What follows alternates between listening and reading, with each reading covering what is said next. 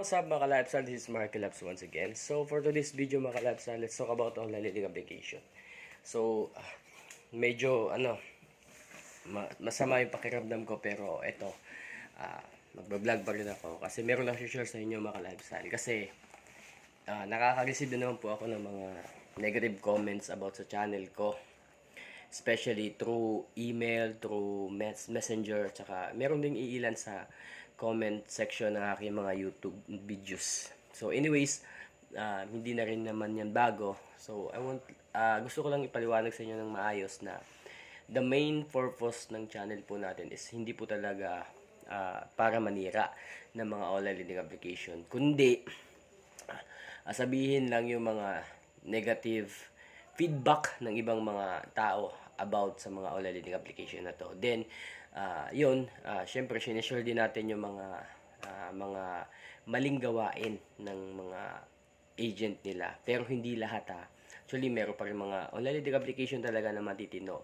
like Tala, OLP, so marami pa. Pero yun na nga nagiging masama kasi nga meron talaga mga Ola farmers, 'di ba?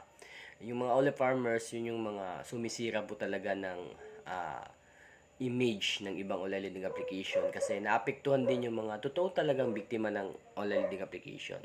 So, pero hindi yun yung main topic natin ngayon.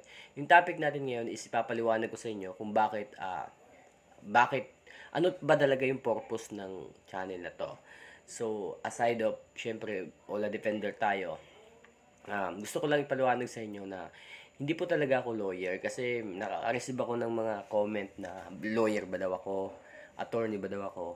Hindi po talaga ako, wala po akong, hindi po ako lawyer, hindi po ako nagtatrabaho sa mga any agency dito sa amin. Ordinaryong tao lang po ako, pero nakapagtapos po ako ng education, secondary. So as a matter of fact, licensed na po ako teacher.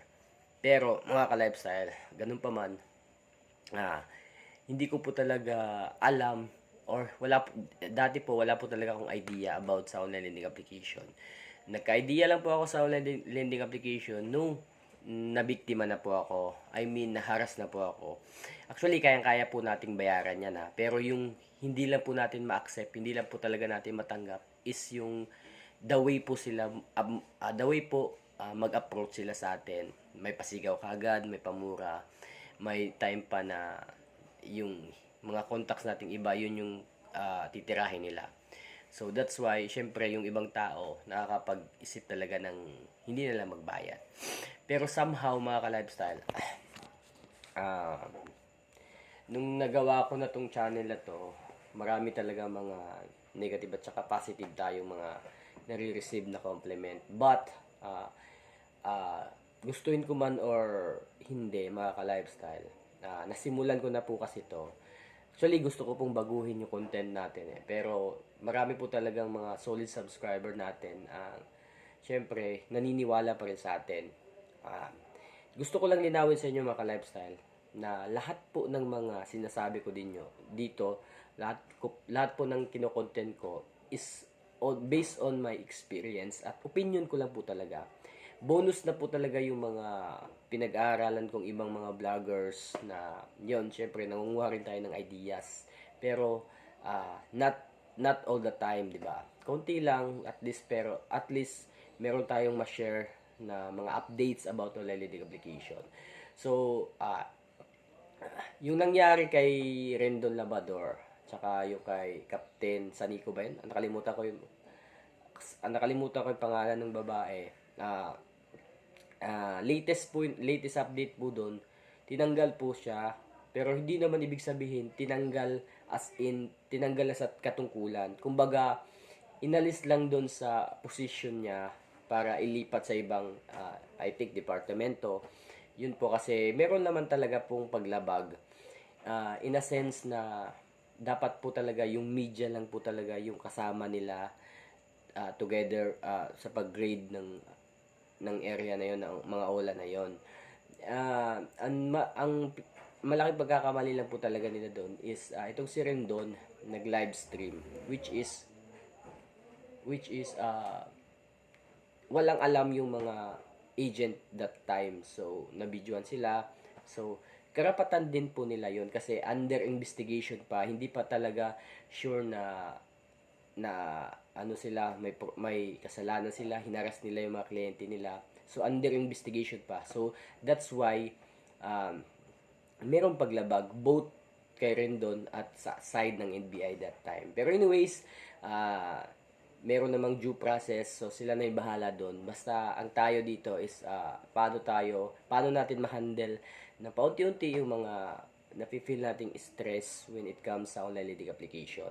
So, ako personally, marami po talaga ako nare-receive ng mga kaliwat ka ng mga pambabatikos like abogado ba ako? Bakit ang dami ko daw alam? Then, lawyer ba ako? Attorney?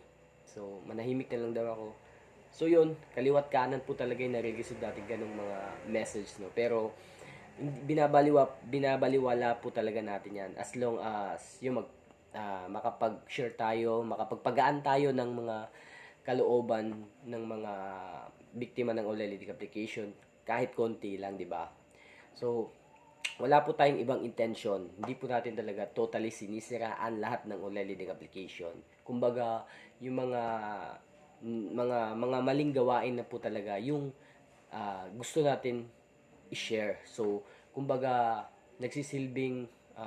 nagbibigay tayo ng warning para dun sa mga gustong mag-loan sa mga online lending application na syempre dapat meron din silang privacy para malaman din nila yung mga consequences kung kumbaga problema sila sa ula. So yun yung pinaka main purpose po talaga natin, okay?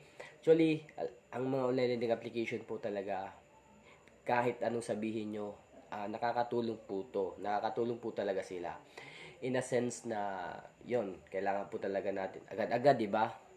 Pero hindi naman po lahat, hindi po talaga lahat agad nakaka-loan, di ba? Marami pong mga requirements. Pero anyways, ang ano dito, ang main point po talaga dito is, yun na nga, as a Ola Defender, yun, nagbibigay lang po talaga ako ng gabay or warning, kumbaga awareness para dun sa mga walang walang idea about sa online lending application din magka-idea sila, di ba?